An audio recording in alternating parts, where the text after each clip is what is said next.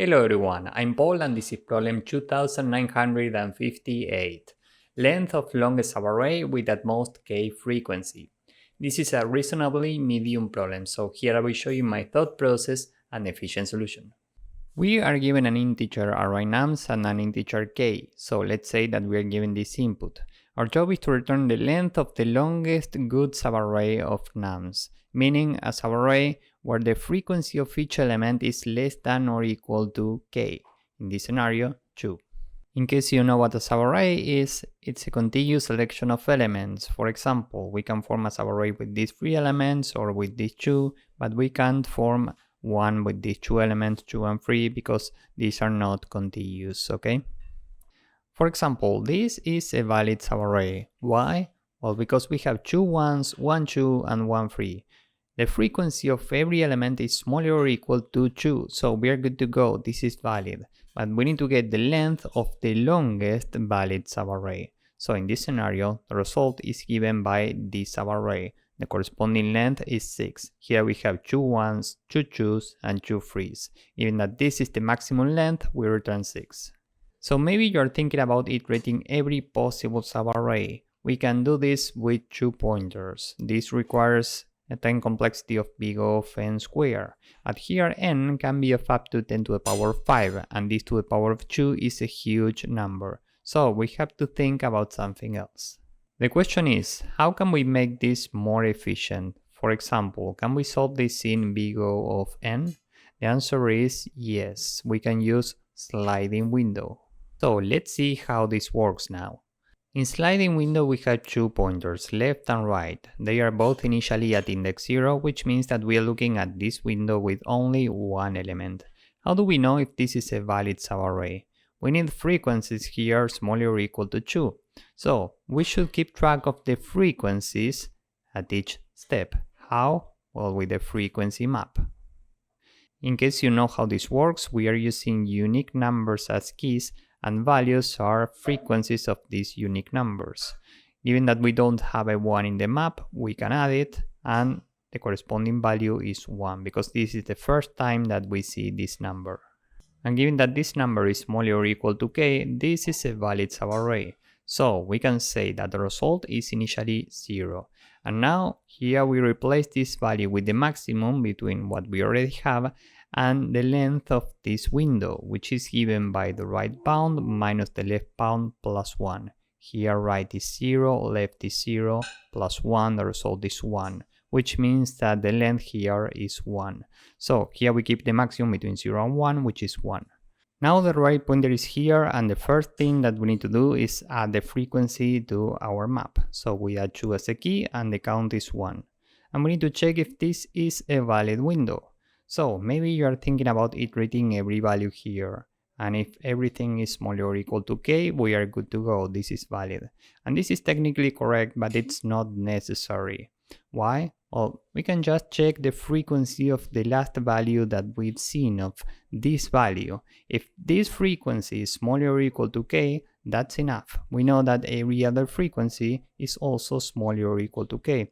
In this scenario, both frequencies are 1, so this is valid. Here we keep the maximum between 1 and the length of this window, which is 2. Next, we are looking at this number, so we add it to the map. The count is 1. The frequency of this number is smaller or equal to k, so we are good to go. Every other frequency is smaller or equal to k, which means that this is a valid window and the maximum between 2 and 3 is 3.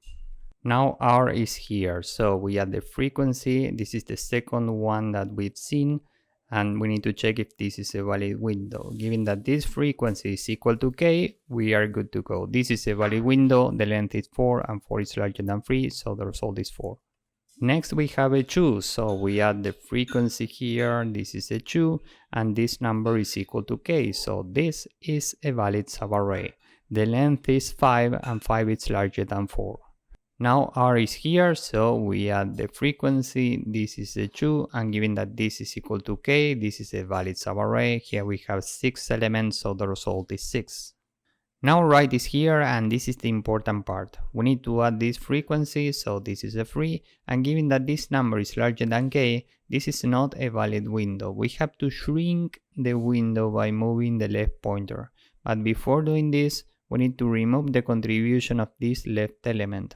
So we go to the map at 1, subtract 1 from the frequency, and this is 2 again. Now we are ready to move the left pointer.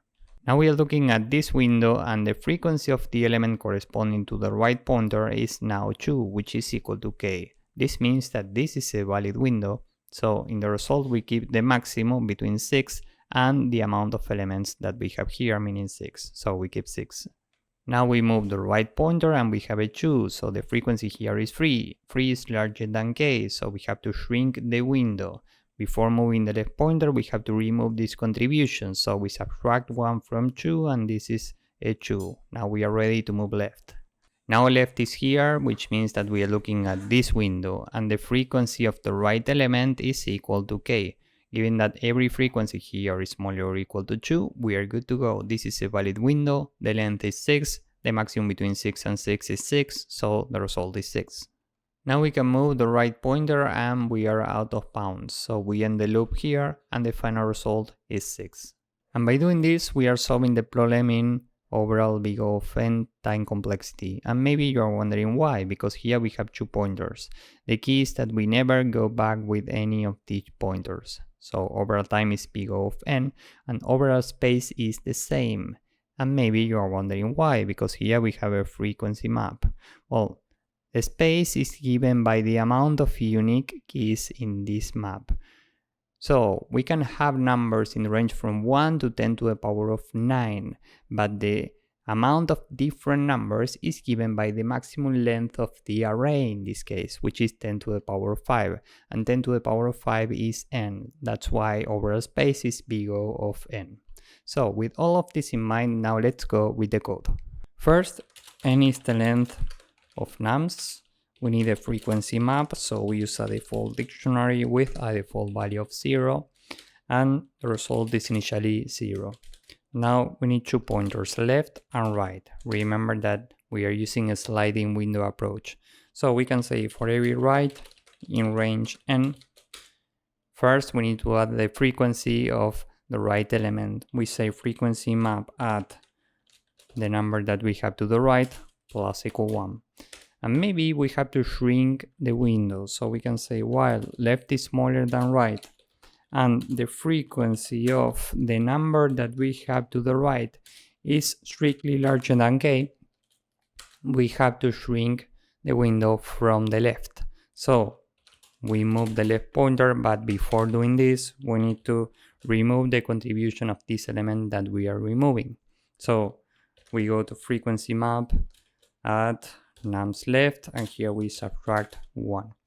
After doing this, after this while loop, we can update the result with the maximum between what we already have and the length of the current subarray, which is given by right minus left plus 1. And after all of this down here, we can return result. So let's submit this and see if it works. As you can see, this works and it's very efficient. So if you found this useful, please drop a like, subscribe, and see you in the next one. Bye bye.